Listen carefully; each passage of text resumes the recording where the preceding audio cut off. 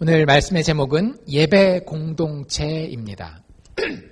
저희가 이제 한 달여 조금 더 길게 한 달 조금 넘게 예배에 대해서 살펴보고 있고 살펴보게 될 텐데 지난주에는 저희가 예배가 무엇인지 예배의 정의에 대해서 한번 생각해 봤습니다. 예배라고 하는 것은 뭐라 그랬는지 혹시 기억나시는 분 계세요? 예배가 뭐다? 와서 이렇게 예배 시간에 앉아 있는 것도 예배이긴 하지만 좀 더 깊은 의미에서의 예배의 뜻은 하나님께 뭘 드리는 거? 돈을 드리는 거? 시간을 드리는 거? 뭐 이런 거 다 포함될 수 있겠지만 가장 중요한 것은 하나님께 기쁨을 드리는 것. 그것이 예배라고 말씀드렸습니다. 그래서 그 하나님께 기쁨을 드리는 모양은 여러 가지로 나타날 수 있고요. 그런 것들을 이제 하나하나 한 주씩 저희가 살펴볼 텐데 한번 물어봅시다. 여러분들 일주일 동안 예배하고 사셨습니까? 다른 말로 물어보면 어떻게 물어보는 거예요? 여러분들 일주일 살면서 하나님께 기쁨을 드리시면서 살으셨습니까? 어떻게 하면 하나님을 기쁘시게 할 수 있다 그랬는지 기억나세요? 하나님이 활짝 웃게 할 수 있는 방법이 있어요. 어떻게 하면 돼요? 우리가 하나님을 기뻐하면 돼요. 여러분들 부모님을 어떻게 하면 기뻐할까요? 부모님한테 용돈 많이 드리면 부모님이 기뻐할까요? 아니에요. 부모님 막 맛있는 식당에 고급 식당에 데려가서 대접하면 부모님이 기뻐할까요? 뭐 그것도 좀 좋아하실 수는 있겠지만 우리 부모님이 우리한테서 가장 큰 기쁨을 얻는 거는 엄마 좋아. 이 말 한마디 하는 거. 엄마가 진짜 기쁜 거예요. 아빠가 정말 좋은 거예요. 그러면 우리 부모님은 우리를 보고 참 기뻐하십니다. 우리의 하늘 아버지가 누구세요? 하나님이시잖아요. 그분에게 기쁨을 드릴 수 있는 방법은 우리가 기뻐하는 거예요. 누구를? 하나님을. 하나님이 주시는 선물을 기뻐하는 것이 아니라 하나님을 기뻐하는 거예요. 여러분들 일주일 동안 한번 잘 생각해 보세요. 뭐 때문에 기뻐하셨는지. 기쁜 한 주간이셨습니까? 여러 가지 일들로 뭐 기쁜 것들 없으셨어요? 그냥 막 우울 모드였어요. 일주일 내내. 사는 게 왜 이렇지? 알칸사 날씨는 왜 이렇게 더웠다 추웠다가 구름이 꼈다 해가 났다 그냥 막 이러는 것만 이렇게 슬프게만 사셨어요? 아니죠. 기쁨이 있으셨을 거 아니에요. 저 같은 경우는 어제 저녁 때 이런 기쁨이 있었어요. 혹시 눈치채셨는지 모르겠지만 달이 하늘에 크고 둥글게 떴답니다. 무슨 달? 보름달. 그냥 보름달이 아니에요, 여러분들. 미국에 너무 오래 사셔서 아직 이거 눈치를 못 채셨을지 모르겠는데 그냥 보름달이 아니라 정월 대보름. 설날 다음에 첫 번째 보름달이고 어제 그저께였거든요. 원래는 그저께였는데 어제 또 거의 보름달에 가까웠는데 달이 저희 집에서 저쪽 이 다운타운 쪽으로 쫙 떴는데 그냥 달이 아니라 그렇죠. 보셨죠? 보셨죠? 벌겋게 그리고 아주 크게 탁 올라왔어요. 여러분들 우리 그런 것들 보려고 막 여행 다니고 막 옐로우스톤 찾아가고 그랜드 캐년 가고 막 파리 가고 그러잖아요. 근데 우리는 어디서 봐요? 우리 집 앞에서 쫙 뜨고 알칸사는 우리 앞마당 자체가 뭐예요?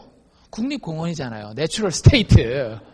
그래서 좋은 자연 환경 가운데 하나님이 올려주시는 그 달을 턱하니 보면서 기쁨을 느낀다라고 하는 거예요. 그런 기쁨이 우리 삶 가운데 있는 게 맞는 거라고요.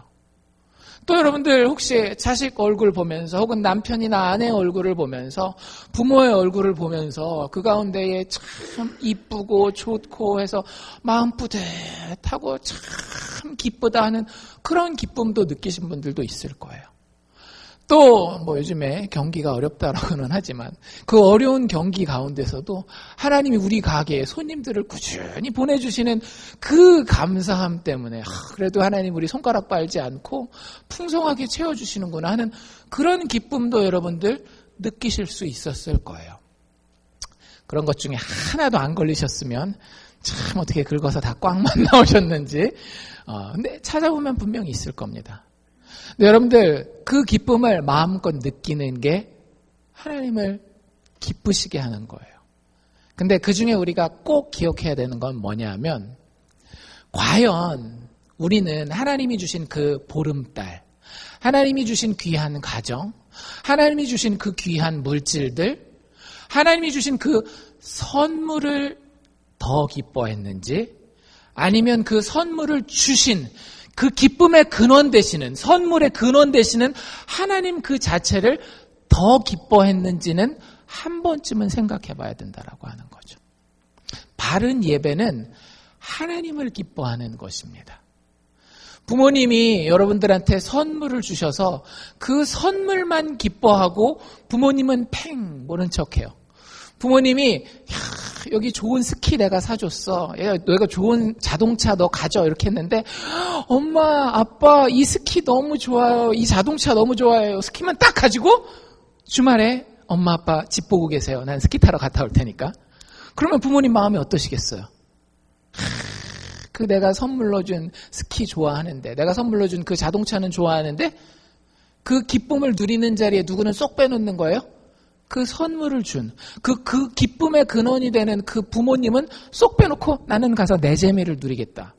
여러분들 인간 부모라도 어떤 마음이 들겠어요? 인간 부모라도 서운한 마음이 들지 않겠냐라고요. 똑같은 거예요. 하나님이 온 세상을 만들어 놓으셨는데 누구를 위해서 만들어 놓으셨는지 혹시 여러분들 아세요? 우리를 위해서 만들어 놓으셨어요. 우리에게 그 보름달도 보여주시기를 원하고 그 단풍 드는 것도 보여주기를 원하시고 새 봄에 막 싹이 파락파락 올라가고 꽃 피고 하는 거 우리에게 다 우리를 위해서 주셨단 말이에요. 기쁨을 주시기 위해서. 근데 우리는 그거는 누리고 단물은 쏙 빼먹고 하나님은 난 몰라요 잘. 나중에 천국 지옥 갈 때 그때 혹시 도움이 필요하면 그때 부를게요. 그럼 하나님이 마음이 어떠시겠냐라고 하는 거죠. 이게 아주 당연한 인지상정이에요. 하나님이 온 우주를 만들고 세상을 만들고 우리도 만드셨거든요. 근데 그 가운데에 우리가 하나님 주신 것들로 인하여서 기뻐하기도 하지만 그보다 먼저 누구를? 그 기쁨의 근원 되시는 그 모든 선물의 근원 되시는 하나님 기뻐하는 것을 하나님은 제일 많이 바란다라는 거예요. 부모님들이 자녀들에게 아이고 우리 엄마 좋아요, 우리 아빠 좋아요 그 말 한마디 듣는 것처럼 그게 사실은 예배거든요. 그래서 여러분들 정말로 웨스트민스터 소요리 문답에 우리 여러 번 얘기를 드렸죠. 사람의 인생의 제일 되는 목적이 무엇인가? 여러분들 인생을 사는 제일 큰 목적은 뭔가 하면 하나님을 영화롭게 하나님께 예배하면서 또 그 예배 자체가 영원토록 하나님을 기뻐하는 것. 그게 우리가 인생을 사는 목적입니다. 우리가 하나님 주신 자연도 누리고 가족도 누리고 물질도 누리긴 하지만 그보다 먼저 인생의 기초를 쌓는 거죠. 기초에 하나님을 기뻐하는, 즉 하나님을 예배하는 태도로 우리가 인생을 사는 것이 필요해요. 지난주에 혹시 큐티 하신 분들은 보셨는지 모르겠지만 집 짓는 이야기가 나왔어요. 여러분들 집 지을 때 여러분들 집이라면, 여러분들의 집이라고 한 내가 직접 들어가서 살 집이에요. 대충 지으시겠어요? 열심히 정성을 들여서 지으시겠어요? 정성 들여서 지어야죠. 문고리 하나도, 창문, 창틀도 막, 구들은, 이게 미국 사람들처럼 그냥 바닥으로 할까, 카페트로 할까, 아니면 온도를 확 깔아버릴까 해가지고 관심을 많이 가지고 그 집을 짓는단 말이에요. 근데 여러분들, 내 육신이 들어가서 살 그 집은 우리가 그렇게 정성을 들이고, 이사 갈 때 그 집이 제대로 됐나 살피지만, 우리의 영원, 우리가 죽은 다음에 끝이 아니거든요. 인생은. 그렇잖아요. 영원토록 살아야 할 그 집을 어디다 짓는 데는 상당히 많은 관심을 안 가져요. 여러분들 아무리 우리가 집을 잘 지으려고 벽을 잘 세우려고 지붕을 잘 하려고 노력해도 제일 처음에 가장 중요한 게 뭐예요? 기초잖아요. 누가복음에 나와 있는 우리가 큐티한 본문에 뭐라고 돼 있어요? 어떤 사람들은 인생의 집을 짓는데 어디 위에다가 지어요? 모래 위에다가 짓는다라는 거예요. 지혜로운 사람, 바보 같은 사람. 바보 같은 사람이죠. 이 모래 위에다가 집을 지으면 아무리 벽을 튼튼하게 세워도 아무리 좋은 데코레이션을 갖다가 집어넣어도 아무리 지붕을 잘해도 자기는 분명히 딱 틀이 정확하게 계산에 맞게 됐다라고 하지만 뭐가 흔들려 버려요? 기초가 흔들려 버리니까 딱 맞았다라고 생각한 벽이 뒤틀어지는 거예요. 지붕이 새기 시작하는 거예요. 창틀에서 바람이 훅훅 막 들어오기 시작하는 거예요. 그 기초가 뭐냐면 하나님에 대한 예배입니다. 하나님 감사합니다. 하나님 참 좋습니다. 라고 기초를 어떻게 해놔야 돼요? 일단 탄탄하게 반석이라고 얘기를 하죠, 성경은. 예수님이 나를 위해서 죽어주셨는데 그게 너무 좋고 내가 그 기쁨에서부터 모든 다른 기쁨을 시작하겠습니다. 예수님 제일 좋아하고 그 다음에 가족, 그 다음에 돈, 그 다음에 뭐 다른 것들 이렇게 생기는 거예요. 가족을 싫어하라는 얘기도 아니고 돈을 미워하라는 얘기도 아니고 일단 너희들 집을 잘 지으려고 하는 그 정성은 내가 알겠는데 그게 되는 데는 순서가 있고 기초가 있다라고 하는 거예요. 그것이 우리에게 예배입니다. 여러분들 예수 그리스도 안에서 드러난 그 하나님을, 나를 죽기까지 사랑하신 그 하나님을 영화롭게 하고 그분을 영원토록 즐거워하는 예배자로 살 수 있기를 바랍니다. 오늘 본문은 하나님이 그 예배를 구체적으로 어떻게 해야 되는지 예배에 대한 명령을 우리가 조금 살펴보기를 원하는데요. 저희가 컴벌랜드 장로교단인데 컴벌랜드 장로교단에는 신앙고백서라고 하는 작은 책자가 있습니다. 우리가 믿는 신앙의 모든 내용이 거기 담겨 있어요. 성경에 대한 요약이라고 보시면 되는데 거기에 보면 컴벌랜드 장로교단 신앙고백 5장 15절에 보면 이런 구절이 나와 있습니다. 우리가 지난 수요일 날 오신 분들은 4장 했었거든요. 성령에 대해서 쭉 했었던 거 기억나시는 분 있을 거예요. 그러니까 다음에 마인저 목사님이 오시면 아마 이 얘기를 할 겁니다. 거기에 예배에 대한 이야기가 이렇게 기록되어 있어요. 잘 들어보세요. 하나님을 예배하는 것은 공동체로서 그리고 또 개인적으로도 행해져야 합니다. 예배에 두 가지가 있다는 걸 얘기를 하고 있죠. 예배는 어떤 예배가 있는 거예요? 공동체로 드리는 예배가 있고 개인이 드리는 예배가 있다라고 하는 거예요. 성경을 요약해 놓은 겁니다. 우리의 신앙고백서가. 그리고 계속해서 이렇게 진행됩니다. 공동체 예배, 즉 공예배는 함께 모인 회중 가운데서, 우리 이런 예배를 얘기를 하는 거예요. 함께 모인 회중 가운데서 또 교회 내 소그룹 모임에서, 여러분들 목장 모임으로 모이시죠? 그 목장으로 소그룹으로 모이는 것도 예배라고 이야기를 하고 있고요. 그리고 믿는 자들의 큰 집회에서 드려지는 예배입니다. 이 지역에서 알칸사에 있는 한인교회들이 다 모여서 뭐예요? 연합 부활절 예배, 연합 성탄절 예배 이런 것들이죠. 그래서 좀 더 많은 예수 믿는 사람들이 예배 드리는 것, 이런 것들을 공예배라고 얘기를 하는 거예요. 어쨌든 여러 명이 모여서 교회가 예배를 드리든지 교회들이 예배를 드리든지 아니면 교회에 있는 작은 소그룹이 예배를 드리든지 이런 것들을 공예배라고 우리의 신앙고백서가 규정하고 있습니다. 하나 뭐 남았겠어요? 개인 예배 있겠죠. 개인 예배는 우리가 개인적으로 하는 영성생활을 얘기를 하는 건데요. 묵상과 기도 그리고 성경 공부를 통해서 다양한 장소에서 이루어지고, 개인이 하는 거니까 그렇겠죠. 집에서 하는 사람, 학교에서 하는 사람, 일터에서 하는 사람, 교회 나와서 예배당에서 하는 사람, 뭐 다양한 사람이 있을 거 아니에요. 어쨌든 이 묵상, 기도, 성경 공부를 통해서 다양한 장소에서 이루어지고, 특히 뭘 강조하고 있는가 하면 집에서 개인 혹은 가정이 드리는 예배를 개인 예배 범주에다 넣고 있습니다. 오늘은 그 중에서 공예배, 공동체로서 하나님 앞에 드려져야 되는 예배의 명령에 대해서 살펴보려고 해요. 여러분들, 예수 믿는 사람은 혼자 예수 믿을 수 없습니다. 절대 혼자 예수 믿을 수 없어요. 어떤 사람들은 그런 얘기를 해요. 나는 하나님 믿어요. 예수 믿어요. 교회는 안 나가요. 그건 마치 뭐와 똑같은 똑같은가 하면 나는 미국 시민권자예요. 난 미국 시민이에요. 하는데 뭐가 없는 거랑 똑같은 거냐면 시민권 그 증서가 없는 거랑 똑같은 거예요. 자기가 아무리 얘기를 해도 시민권 증서가 없으면 그 사람 시민이에요? 아니에요? 아니죠. 똑같아요. 나는 예수 믿어요. 근데 교회는 안 다녀요. 라고 얘기를 하는 것은요. 성경에 있는 여러 가지 본문을 근거로 봤을 때 예수 제대로 아는 것이 아닙니다. 왜? 예수는 부를 때부터 사람들을 그룹으로 여러 명, 복수로 부르시거든요. 그래서 믿는 사람들을 가리키는 말이 신자라는 말보다 더 많이 쓰는 말이 뭐냐면 성도. 여기서 도가 무리도거든요. 여러 사람을 한꺼번에 하나님 부르셔서 그래야 하나님의 성품을 실천할 수 있거든요. 하나님의 성품 중에 핵심이 뭐예요? 사랑. 사랑 혼자 할 수 있나요? 할 수 없어요. 최소한 몇 명이 필요해요? 2명 이상이 필요해야 내가 사랑하고 그 사람이 사랑받고 또 그 사람이 나를 사랑하고 내가 사랑받을 수 있는 거예요. 그래서 예수 믿는다라고 하는 것은 최소한 몇 명 이상이 필요한가 하면 2명 이상이 필요한 거예요. 그래서 우리가 예배한다라고 할 때 혹은 교회로 모인다라고 얘기했을 때에 공동체로 모이는 것은 굉장히 중요합니다. 성경은 그래서 우리에게 명령하고 있어요. 너희들 모이기를 힘쓰라. 우리가 읽은 히브리서 말씀이 그것에 대해서 이야기합니다. 모이기를 패하는 어떤 사람들이 있었대요. 야, 그거 굳이 모일 필요 없어. 그냥 믿는 게 중요하지. 니들 하고 싶은 대로 하고 나중에 천국이나 가면 돼. 이렇게 얘기를 하는 사람들이 이미 초대교회 때부터 있었다라는 거예요. 그걸 엄하게 경고하고 있어요. 뭐라고? 모이기를 패하는, 모이는 것을 게으르게 하는, 혹은 오히려 막아버리는 어떤 사람들의 습관이 있는데 그 사람들의 습관과 같이 하지 말라라는 거예요. 오히려 예수님 다시 오실 텐데, 천국과 지옥이 우리 가운데 임하실 텐데, 그 날이 가까우면 가까울수록 우리는 더욱 그러하자, 즉 더욱 모이기를 힘쓰자라고 이야기를 하고 있습니다. 여러분들, 이게 성경이 하나님 백성에게 주시는 명령입니다. 여러분들, 예배하기 위해서 모이려고 힘쓰셔야 합니다.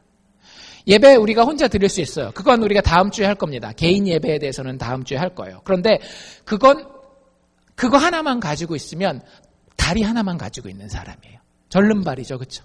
정말로 우리가 건강한 신앙으로 바로 서려면 그 전에 오히려 그것보다도 더 먼저 뭐가 있어야 되는가 하면 공동체로서의 예배의 일원이 되어야 합니다. 그것에 대해서 성경은 기회가 될 때마다 여러 가지 모양으로 보여주고 있어요. 그래서 신약 성경의 교회의 모습을 여러분들 사도행전에 보면 많이 나와 있는데, 사도행전에 나와 있는 교회 공동체를 소개할 때 보면 항상 뭐라고 이야기를 하는가 하면 예배 공동체로서 묘사해요. 이 사람들이 모이면 아까 이야기한 것처럼 기도하고 말씀 보고 하나님께 찬양하고 하는 그런 모임으로 함께 모이는 모습이 계속해서 등장합니다. 그래서 여러분들 예수 믿는다라고 고백할 때 이렇게 다짐하셔야 돼요.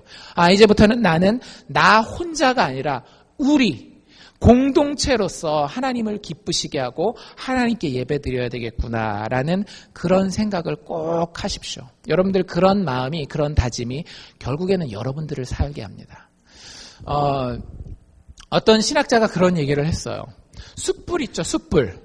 여러분들 숯불을 가장 오래 타게 하는 방법이 뭔지 아세요? 숯불을 숯불들과 같이 놓는 거예요. 무슨 얘기냐면 이 화로가 있잖아요. 그 안에서 숯불 하나를 딱 꺼내요.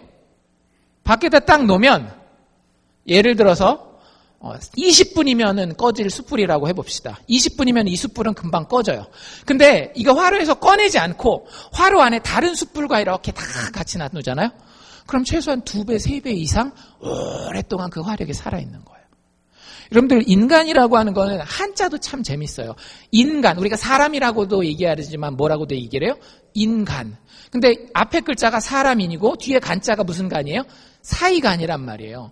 사람은 인간이라고 불리는 동시에 공동체 안에 속하게 되어 있다라고 하는 겁니다. 그러니까 그 일반 은총 가운데서도 우리가 알고 있는 거예요. 하나님이 사람을 만들어 놓을 때 절대 혼자 떨어져서 살지 못하게 만들어 놓으셨어요. 일단 하나님과 교제하게 만드셨고요. 하나님과 교제하는 그 교제, 그 마음, 그 성품, 그 사랑으로 사람들과 똑같이 교제하면서 살도록 만들어져 있는 거예요. 그래서 우리에게 모이기를 힘쓰라고 이야기를 하는 겁니다. 그 중에서도 오늘 제가 강조하고 싶은 건 뭐냐 하면 공예배예요. 우리가 교회에서 드리는 공예배, 공동체 예배인데 특별히 주일 예배 오늘 여러분들에게 강조하기를 원합니다. 여러분들 정회원, 회원 신청서 쓰신 분들 있죠? 거기에 보면 이제 공예배라는 모임이 그 표현이 들어 있었어요. 그 공예배는 우리가 교회 이름으로 모이는 모든 공동체 예배를 이야기를 하는 겁니다. 주일 예배, 저희 교회를 예를 든다면 주일 예배, 수요 예배, 토요 예배, 또 소그룹으로 모이는 목장 예배 이런 것까지 다 포함하는 거예요.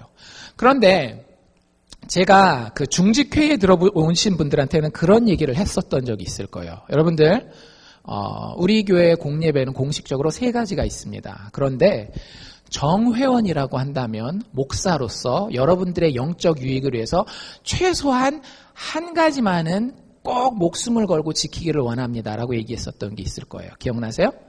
주일 예배였습니다. 여러분들 예배가 어떤 게 더 중요하고 어떤 게 덜 중요하고 이런 건 없어요. 그건 꼭 아셔야 됩니다.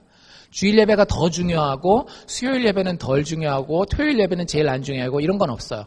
그 이유는 조금 이따 제가 설명해 드릴게요. 그런데 주일 예배를 강조하는 이유가 있어요. 그게 기독교 역사에 있어서 그리고 개인 신앙에 있어서 가장 먼저 세울 수 있는 집의 모퉁이돌과 같은 역할을 하기 때문에 그런 겁니다. 여러분들 제가 중직들은 최소한 주일 예배 말고도 다른 예배 한 번 더 나오면 좋겠습니다. 장로 정도 직분이 되면 교회 공예배는 꼭 다 참석하셔서 교회의 형편과 성도들의 형편을 다 알면 좋겠습니다라고 이야기를 하는데, 그 중에서 가장 기본되는 것으로 주일 예배를 꼽은 이유들을 여러분들이 좀 알고 이 예배를 귀하게 생각하시면 좋겠습니다. 첫 번째 이유는 무엇인가 하면, 여러분들 일요일이라고 하는 요일의 의미 때문에 그런 거예요. 우리가 주일 예배를 귀하게 생각하는 이유가 뭐냐 하면, 이날이 예수님이 다시 살아나신 날이에요.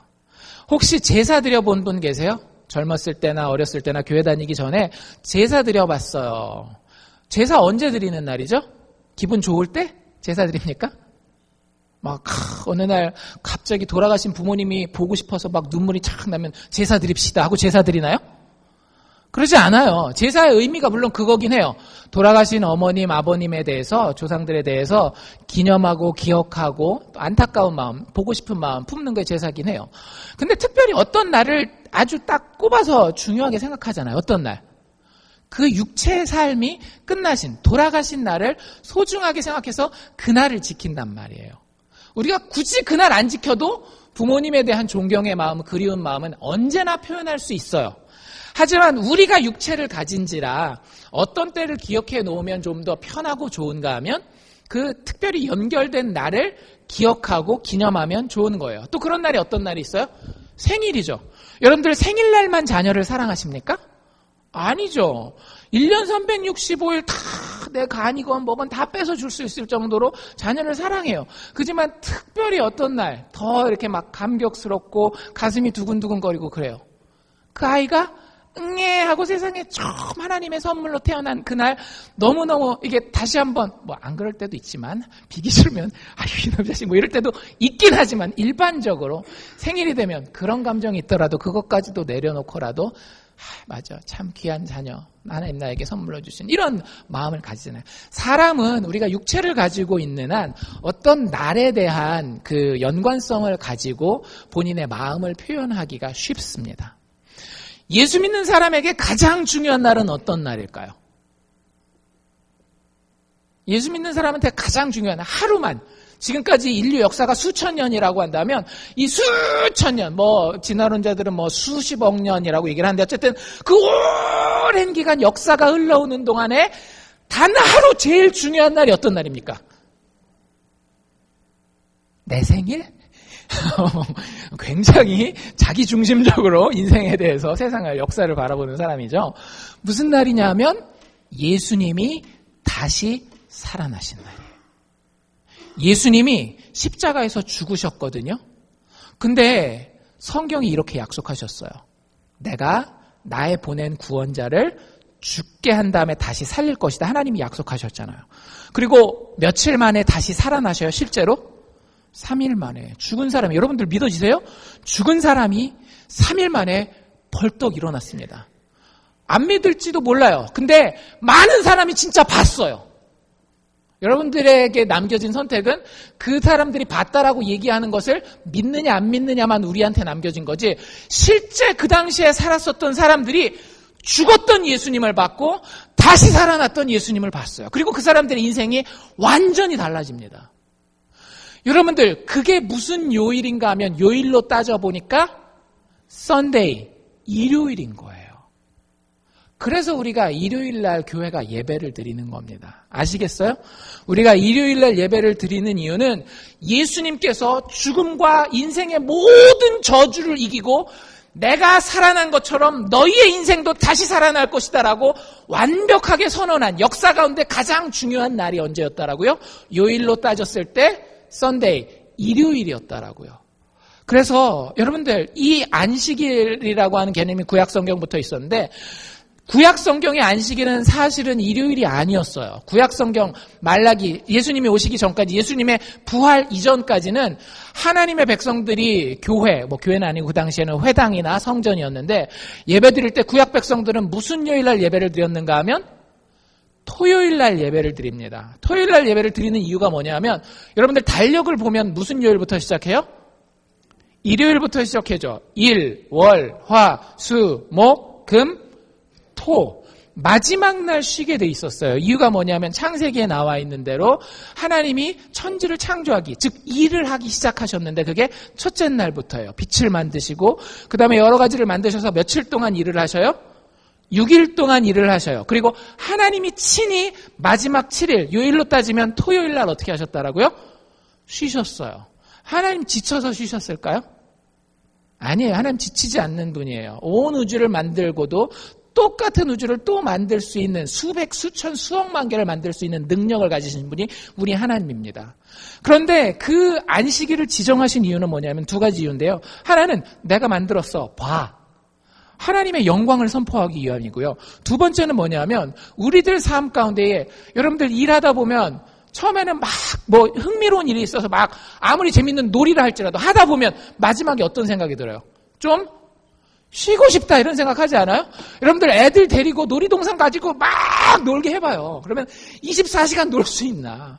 하다가 꼭 뭐가 필요해요? 점심 먹으러 가는 시간, 쉬는 시간, 중간에 음료수 한 잔 마시는 시간, 그 아이스크림 한번 먹는 시간 필요하잖아요. 쉼이, 안식이 필요하다라고요. 하나님 우리를 만들어 놓고 우리가 육체를 가지고 있을 때 쉼이, 안식이 필요하다라는 걸 알고 있었기 때문에 하나님 그걸 너희들 쉬어야 돼. 쉬어야 돼. 진짜 안 쉬면 사람 몸 망가집니다. 알고 계시잖아요. 그렇죠? 쉬어야 돼. 그걸 알려주기 위해서 안식을 주셨어요. 근데 그 정도의 안식이 아니라 여러분들 이런 느낌 가끔씩 받아보신 적 있으세요? 내 몸은 분명히 쉬고 있는데 요 속에서는 못 쉬고 있는 그런 상황들 가끔 있죠. 하나님이 여기서 내가 너에게 쉼을 줄게, 안식을 줄게라고 이야기했을 때 사실은 뭘 얘기를 하는가 하면 이 몸의 휴식뿐만 아니라 마음과 머릿속의 휴식까지 다 약속하신 거예요. 내가 그 안식을 줄게, 나의 안식으로 들어오렴 이라는 초대가 바로 이 토요일 날 안식을 지키게 하는 거였어요. 언제 줬다라고요? 천지를 창조하실 때 맨 처음에 주신 약속이고 명령이었어요. 안식일을 기억하여 거룩히 지키라. 너희는 그날 쉬어라. 이렇게 얘기를 했어요. 근데 문제는 뭐였는가 하면 그 안식의 명령을 받은 아담과 하와가 어떻게 돼요? 죄를 지어버리잖아요. 하나님이 먹지 말라고 한 나무의 실과를 따서 먹어버린단 말이에요. 그래서 그때부터 인간은 하나님이 그 안식을 줬음에도 불구하고 여러분들 솔직히 말해보세요. 여러분들 인생 정말 항상 안식을 풍성히 누리면서 살아가고 계십니까? 오늘 만약에 집에 가서 오후 내내 낮잠 자면 진짜 모든 것이 다 풀렸다. 이제 난 안식이다. 여러분들 그럴 분들 계세요? 안 계셔요. 왜냐하면 우리가 죄 가운데 빠졌기 때문에. 그래서 안식일이 주어지긴 주어졌지만 아직 우리한테는 한국 속담대로 얘기한다면 그림의 떡이에요. 안식하고 싶어도 내가 그럴 능력이 없는 거예요. 그런데 하나님이 예수님을 보내주셨어요. 그 예수님이 우리가 죽어야 할, 우리가 고민해야 할 그 고민과 고통과 죽음을 대신 당하시고 십자가에서 죽어주셨단 말이에요. 그리고 죽는 걸로 끝난 게 아니라 봐라, 그 다음에 니네가 나를 믿으면 어떻게 되는지 보여줄게 하고 3일 만에 어떻게 하셨다라고요? 벌떡 일어나셨다라고요. 너희에게 완벽한 안식이, 단지 몸만 쉬는 안식이 아니라 모든 마음과 머리까지 쉴 수 있는 안식이 나를 믿는 믿음 안에, 부활을 믿는 믿음 가운데에 반드시 성취될 거야. 그렇게 선언하신 날이 첫 번째 부활절날, 즉 예수님이 부활하신 일요일이었던 거예요. 하나님의 약속하신 안식이 마침내 예수 그리스도의 죽음과 부활을 통해 완성된 날, 그날이 바로 썬데이, 우리는 일요일이라고 부르기보다는 주일, 주님의 날이라고 부르죠. 영어 표현도 The Lord's Day, 주님의 날. 그게 그 주님이 부활하신 날이라는 얘기예요. 그래서 여러분들 주일이 됐을 때 우리가 예수님의 그 부활의 능력을 다시 한번 체험하는 겁니다. 상징적이긴 하지만 믿음으로 우리가 그 상징을 받아들이면 그것이 우리의 현실이 되는 거예요. 그리고 여러분들 꼭 기억하십시오. 그러면 이제 우리 예수 믿는 사람들에게 예수님의 죽음과 부활 이후에 안식일은 언제, 무슨 요일이 되는 거예요? 일요일이라고 얘기하시면 안 됩니다. 이전까지는 토요일이었지만 이제부터는 예수님이 죽고 다시 산 날 이후부터는 우리가 월요일을 살아도 화요일을 살아도 수요일을 살아도 목요일을 살아도 금, 토, 일 어느 날을 살아도 우리는 마음 가운데에 그리고 우리 육체 가운데 뭘 느끼면서 살 수 있는 권리가 있는 거예요? 하나님의 완성된 안식을 누리면서 살 수 있는 거예요. 내가 지금 가정의 형편이 안 돼서 하루에 24시간을 가게 가서 붙어있는 상황이 되더라도 우리가 예수 그리스도의 부활 소망을 가지고 있으면 우리가 그 가게 안에서 정말 육체는 조금 힘들다 할지라도 하나님의 안식을 누릴 수 있는 특권을 가진 자가 예수 그리스도 믿는 자들입니다. 왜 그것을 일요일에만 한정하려고 해요? 모든 요일이 우리에게 안식일이 되는 거예요. 그걸 누리는 것이 하나님의 백성들의 특권이자 의무인 거예요. 그래서 여러분들, 안식일은 요일로 따질 수가 없는 겁니다. 우리 예수 믿는 사람들에게는. 단 상징적으로 어느 요일이 그걸 제일 잘 보여준다? 일요일이 예수님 부활하신 요일이기 때문에 상징적으로 그걸 잘 보여준다라고 하는 거예요. 첫 번째, 다시 한번 왜 우리가 주일날 예배를 드리느냐? 그 날이 예수 그리스도께서 부활하신 날이시기 때문에. 두 번째 우리가 주일날 예배 드리는 이유는 뭐냐면 예수님의 행하심, 하나님의 행하심이기도 하지만 두 번째는 교회 공동체가 처음부터 이 주일날을 예배의 날로 특별히 구별해 놓았기 때문입니다. 여러분들 믿음 생활 혼자 할 수 있다라 그랬어요? 없다라 그랬어요? 없어요. 믿음 생활은 반드시 같이 해야 합니다. 왜냐하면 내가 사랑하고 사랑받고 또 사랑받고 사랑해야 하기 때문에 믿음 생활은 누군가와 같이 해야 돼요. 예배라고 하는 것은 개인 예배라고 하는 범주가 있긴 하지만 기본적으로 하나님 앞에 우리가 예배 드린다라고 했을 때는 공동체가 모여야 합니다. 그런데 공동체가 모이는 데는 조건이 있어요. 뭐랑 뭐가 맞아야 돼요? 시간과 장소가 맞아야 돼요.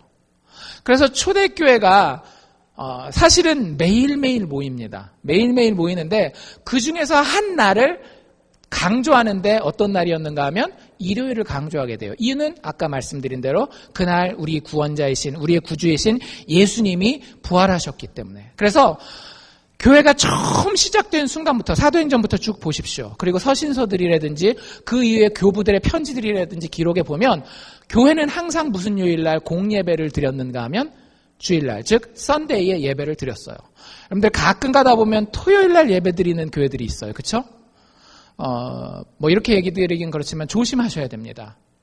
왜냐하면 그런 교회들의 구원이 없다라고 이야기 드리기에는 제가 너무 과격하다라고 얘기할 수 있겠지만 그런 전통은 교회 전통 가운데 중간에 생긴 거예요. 처음부터 토요일날 예배드리는 교회는 물론 초대교회는 매일 예배드렸기 때문에 토요일도 예배드렸습니다. 그런데 그 교회 역사가 쭉 진행되는 동안에 보면 한 날을 택해서 예배드린다라고 한다면 모든 교회와 교인들은 교회 역사상 썬데이, 즉 일요일날 예배를 드렸어요. 이유는 예수 그리스도의 죽음과 부활이 중요했기 때문에. 많은 세터데이, 토요일에 예배드리는 교회들은 예수 그리스도의 부활과 죽음과 부활보다는 모세의 율법이 강조되는 경우가 상당히 많습니다. 여러분들 그런 교회를 혹시 경험해 본 분들은 그런 것들을 아실 거예요. 어쨌든 그건 조금 지나가는 얘기고 모든 믿음의 형제 자매들이 교회 역사상 한 마음으로 이 날을 특별히 구별하여서 함께 한 시간 한 장소에 모여 믿음을 고백하기로 결정해서 지금까지 지켜왔습니다. 굳이 그것을 바꿀 이유는 우리에게 특별히 없겠죠.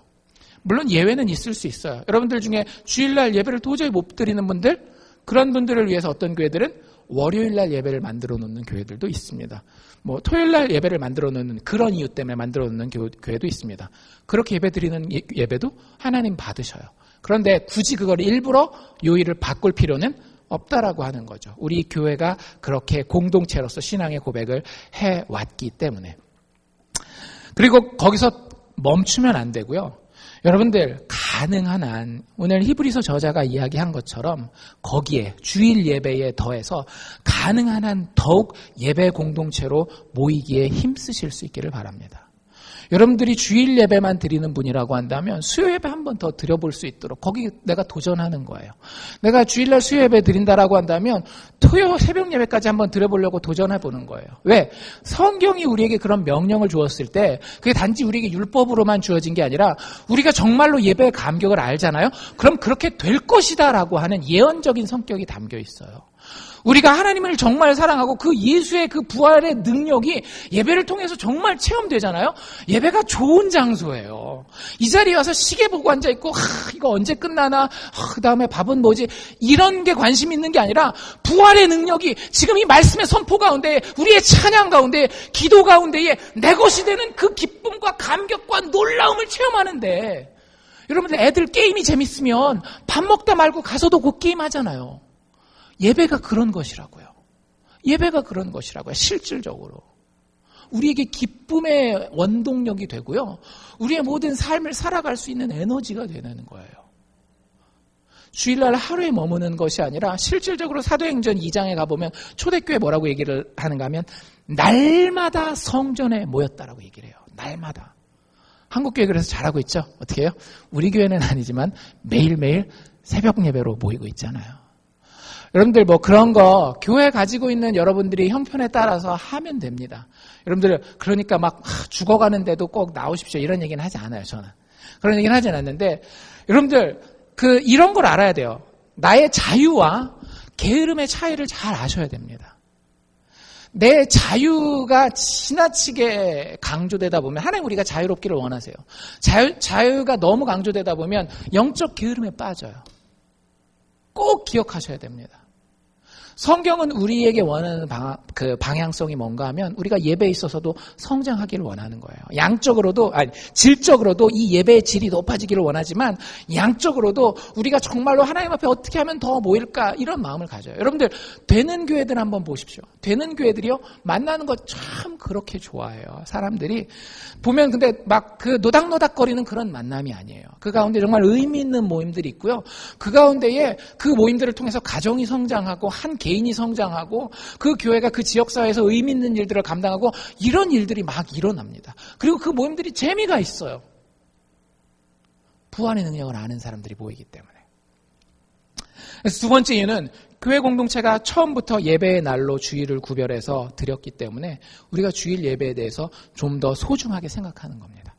마지막 세 번째, 우리가 주일날 예배를 드리는, 일요일날 예배를 드리는 이유는요, 창조주이면서 동시에 구원자이신 하나님의 재창조의 첫날이기 때문입니다. 굉장히 아주 깊은 신학적인 의미가 이 한 문장에 담겨 있는데요. 한 번만 더 제가 읽어드릴게요. 주일, 즉 일요일은 창조주이자 동시에 구원자이신 하나님의 재창조의 첫날이에요. 설명이 좀 필요할 것 같습니다. 여러분들 달력을 다시 한번 기억해 봅시다. 맨 첫 번째 무슨 요일이 있었어요? 썬데이가 있었죠. 그렇죠? 썬데이부터 시작해서 일, 월, 화, 수, 목, 금, 토. 토요일 날 안식해요. 안식일이 지나고 나서 그 다음 다시 첫날이 무슨 요일이 됩니까? 토요일 다음에 바로 첫날. 일요일이죠. 여러분들 구약 율법대로라고 한다면 토요일이 지난 일요일 날 되어지는 일이 뭐예요? 가게 다시 오픈하는 날이에요. 일을 다시 시작하는 날이에요. 여러분들 일요일은 누가 다시 일을 시작하는 날이신가 하면 하나님이 다시 일을 시작하는 날입니다. 여러분들 하나님의 일은 태초에 천지를 창조할 때에 완성되었어요. 그렇기 때문에 창조할 때마다 뭐라고 얘기를 하는가 하면 달을 만들어 놓고도 해를 만들어 놓고도 사람을 만들어 놓고도 보시기에 좋았더라, 심히 좋았더라라고 완성된 창조물을 만들어 놨어요. 그런데 문제는 뭐였어요? 우리가 하나님을 거역하고 우리 스스로의 인생과 모든 우주 만물을 망가뜨려 버린 거란 말이에요. 여러분 그 다음에 필요한 작업이 뭡니까? 여러분들이 집에서 열심히 청소해놓고 깨끗이 해놨는데 강아지 키우는 개가 와가지고 막 진흙 밟고 막 이게 어질러 놨어요. 그 다음에 여러분들 하셔야 되는 게 뭐예요? 휴식? 아니죠. 뭐가 필요해요?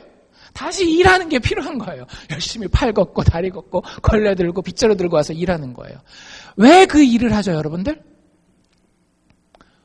회복을 위해서 하는 겁니다. 회복을 위해서. 그렇죠?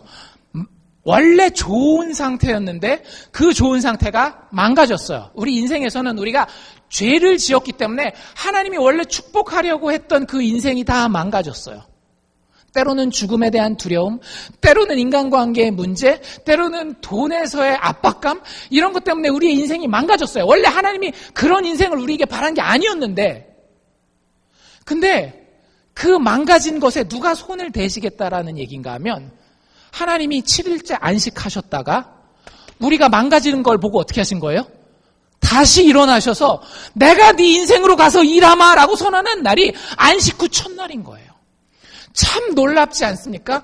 일하지 않으셔도 되는 우리의 삶에 굳이 간섭하셔서 그 어려움 가운데에 자기를 둘 필요가 없는 그분이 우리 가운데 발을 딛고 손을 걷어서 자기 손을 더럽히고 자기의 육체 가운데 고통을 초청함으로써 우리를 돕기 원한다는 그날이 바로 안식 후 첫날 일요일인 거예요. 놀랍지 않습니까? 여러분들 어떤 소설에 보니까 이런 글이 나와 있어요. 다가오는 왕에 대한 그런 예언의 말을 쓰는데 J.R. 톨킨이라고 하는 반지의 제왕을 쓴 그 사람이 이런 표현을 써요. 다가올 왕, 그 왕을 통한 왕국을 뭐라고 표현하는가 하면 타버린 재로부터 불이 다시 시작되고 어두운 그림자에서 빛이 나타납니다. 망가진 칼이 새롭게 될 것이고 왕관을 잃은 자가 다시 왕이 될 것입니다. 그 사람 기독교인이거든요. 그 자기의 소설에 많은 기독교적인 메타포를 숨겨놨습니다. 그 사람이 바라본 우리 믿는 사람의 인생, 하나님의 왕국이 임한 그 인생이 어떤 모습인지 보여주는 거예요. 망가진 칼처럼, 정말로 날이 다 나가버린 칼처럼 더 이상 쓸모가 없고 뭐가 아무것도 할 수 없는 그 칼에 하나님의 날카로움이 다시 한번 서게 될 거예요. 우리가 왕관을 잃어버려서 내 인생에 마땅히 누려야 할 영광이 내 것이 되지 못하는 그런 순간 같은 때에 하나님 나를 겸손하게 하시고 하나님의 성품과 사랑을 가르치시고 다시 그 위에 하나님의 영광의 면류관으로 씌워주셔서 하나님과 똑같이 왕 노릇하게 하신다라고 하는 거예요. 하나님이 그 일을 시작하셨어요. 예수 그리스도의 부활과 함께. 놀랍지 않습니까? 이 하나님을 안 믿고 어떻게 살 수 있는 거예요? 이 예수를 어떻게 안 믿고 살 수 있는 거예요? 여러분들 그게 더 불가능한 겁니다. 예수 믿으십시오. 그 하나님을 예배하십시오. 여러분들 인생에 그 재창조의 회복의 사역을 시작하실 겁니다. 여러분으로 쉬게 하실 뿐만 아니라 다시 한번 뛰어가 하나님의 그 능력으로 날카로운 칼처럼 여러분들의 인생을 멋지게 살도록 해주시는 그분이 그리스도를 통해, 예수 그리스도를 통해 드러난 우리 하나님이란 말이죠. 지난주에 제가 드렸던 그 목사님 인용했던 존 파이퍼 목사님의 인용글을 다시 한번 소개해 드릴게요. 우리가 하나님 안에서 가장 크게 만족할 때, 이 하나님, 이 예수의 모습, 이 부활의 모습을 보고 가장 크게 만족할 때 하나님 우리 안에서 가장 크게 영광을 받으신다. 여러분들, 이 예배가 우리 성도들에게 한 주간을 또 살아갈 수 있는 힘을 주는 겁니다. 그런 얘기들 많이 들어보시지 않으셨어요? 주일날 와서 은혜 받고 그 힘으로 또 한 주간 살아갑니다.